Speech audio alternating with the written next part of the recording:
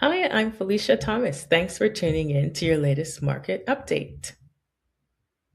In 2025, 98% of GTA neighborhoods sold below asking price, giving buyers rare leverage.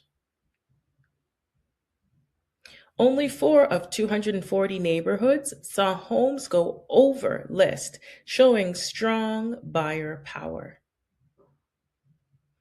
Forecasts say 60,000 to 70,000 GTA sales in 2026 with average prices 1 million to 1.3 million. Elevated inventory and steady listings should keep buyers in the driver's seat in early 2026. Commercial real estate rebounded with investment projected at 56 billion.